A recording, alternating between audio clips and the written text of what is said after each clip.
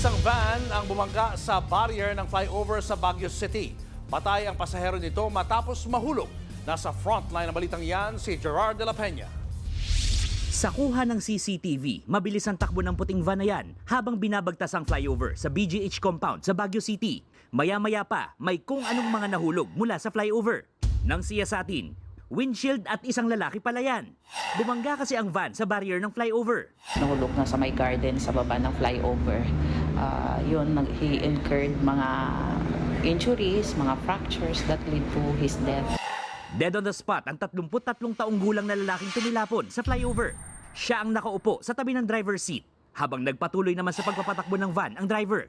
Ilang kilometro pa bago nito inihinto at iniwan ang sasakyan. Nangyari yan nung madaling araw, so mga hapon ng Sabado. Actually, nag-voluntary surrender naman itong suspect kasama ng kanyang counsel.